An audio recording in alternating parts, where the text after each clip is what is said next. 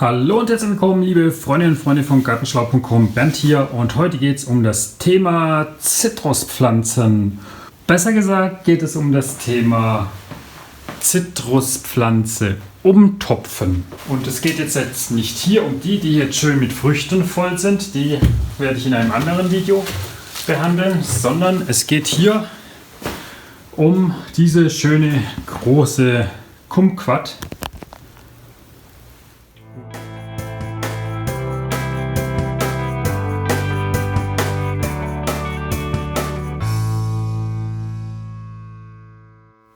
Und wie man sehen kann, sie ist wirklich groß und ausladend. Und bei dieser Pflanze ist sehr erstaunlich, ist die erste Zitruspflanze, die ich einfach seit fast über einem Jahr nicht mehr zur Blüte bekomme. Ich gehe einfach mal davon aus, dass das Substrat schuld ist. Ich habe letztes Jahr, einfach damit das nicht im Sommer so stark austrocknet, hier Bleeton auf die Substratoberfläche gemacht. Aber ich gehe davon aus, dass das Substrat einfach schon einfach zu verdichtet ist, die Wurzeln nicht mehr atmen können und das muss man beheben. Und worauf man achten muss beim Zitruspflanzen umtopfen und was man im Frühjahr noch alles machen sollte, damit die Pflanze fit ist für die Saison, zeige ich euch jetzt.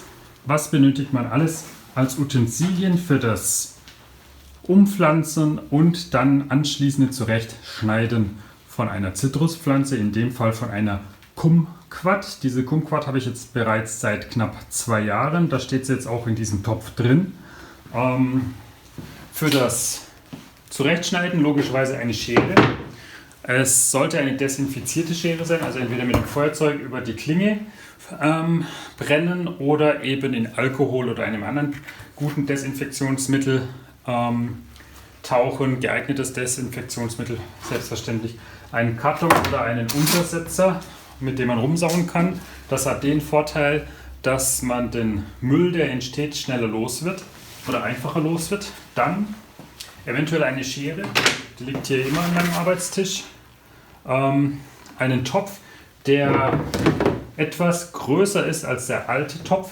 Der ist jetzt in dem Fall sogar ein bisschen niedriger, macht nichts, denn der Topfball hier beginnt etwas unterhalb der Topfkante und ich werde natürlich ein bisschen alte Erde entfernen. Jetzt habe ich hier 2 gleich große Töpfe. Man kann erkennen, die haben eine unterschiedliche Drainage, also diese Anzahl der Löcher. Ich empfehle bei Zitruspflanzen oder generell bei fast allen Pflanzen Töpfe mit sehr vielen Löchern, sprich wo die Drainage wirklich super ist. Oder bestmögliches, muss man ja am besten sagen, oder im Idealfall sagen. Dann eine Gießkanne mit Wasser für das spätere Angießen. Und natürlich das Wichtigste und Schwerste, ich jetzt erst wieder Platz machen. Sorry, wenn das jetzt Werbung ist, aber Blumenerde in neutralen Säcken ist ein bisschen schwierig.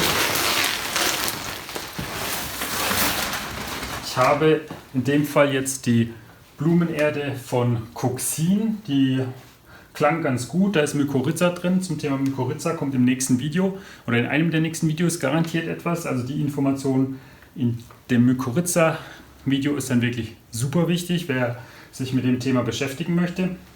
Und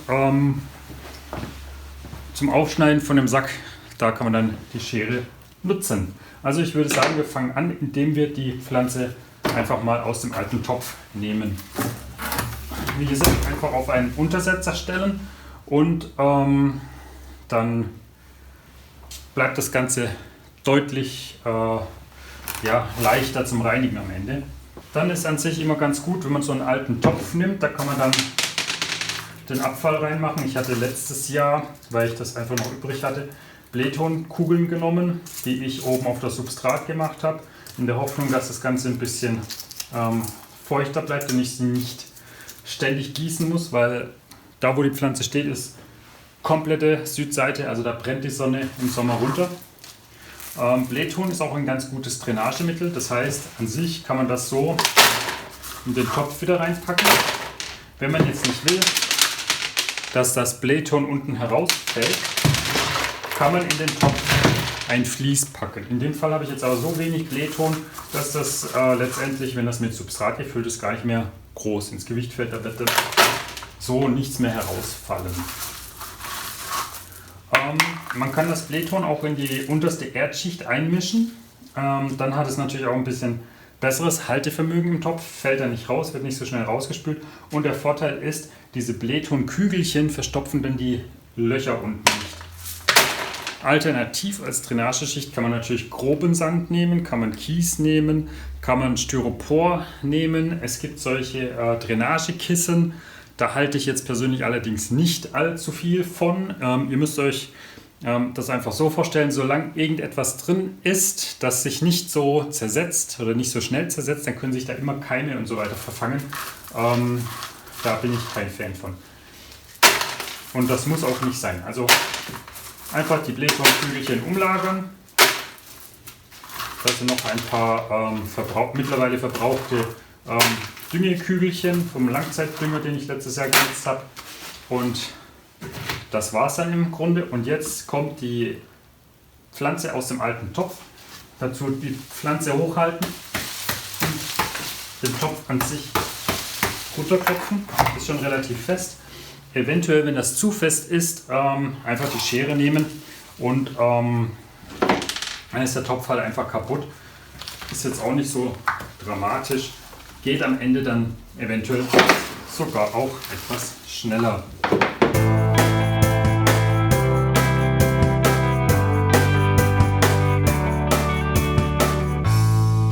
So, jetzt müsste das herausgehen und genau das zum Vorschein kommen, was ich denke, nämlich dass es ein honig-lehmiges Substrat ist. Ich gehe jetzt einfach mal mit der Kamera näher ran.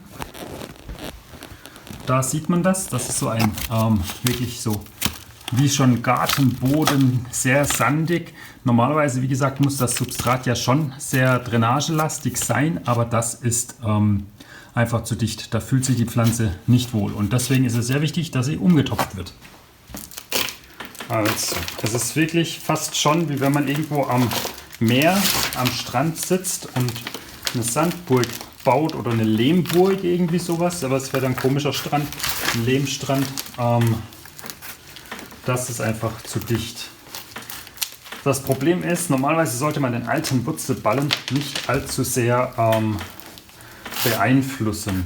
Das ist bei fast allen Pflanzen so, aber ich denke, ihr stimmt mir zu, das ist auch kein Zustand.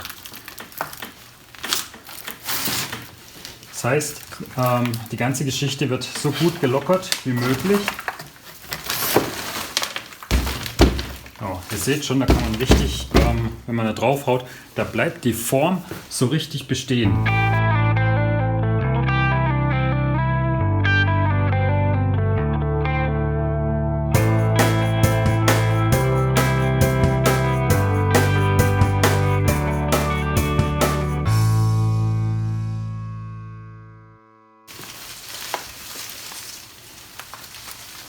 Und so schaut das Ganze aus. Es ist doch radikaler geworden, als ich ursprünglich vorhatte. Eigentlich wollte ich nur die Pflanzen nehmen, in einen neuen Topf setzen und das war's.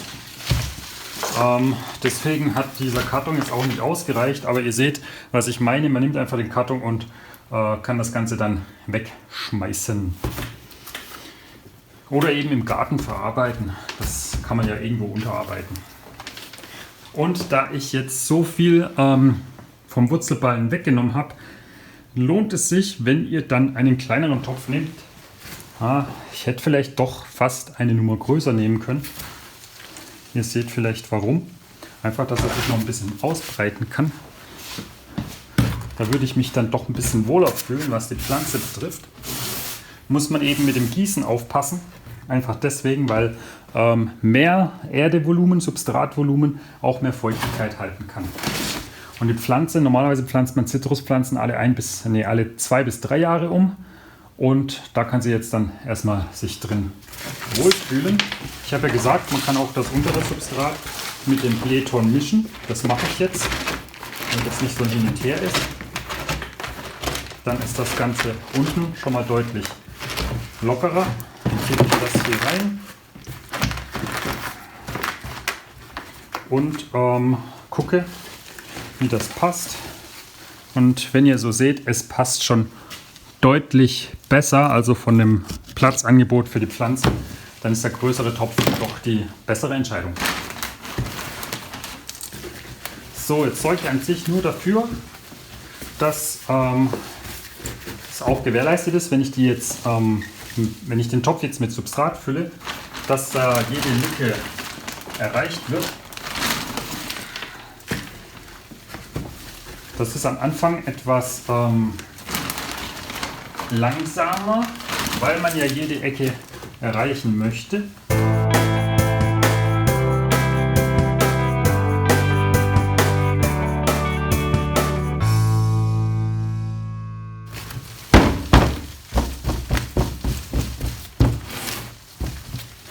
So, andrücken die ganze Geschichte.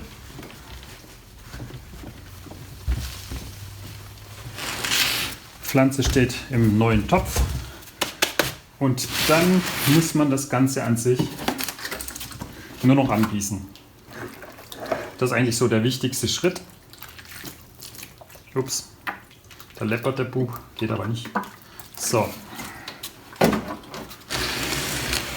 Und das war's zum Thema, wie man eine Zitruspflanze, in dem Fall eine Kumquat, umtopft.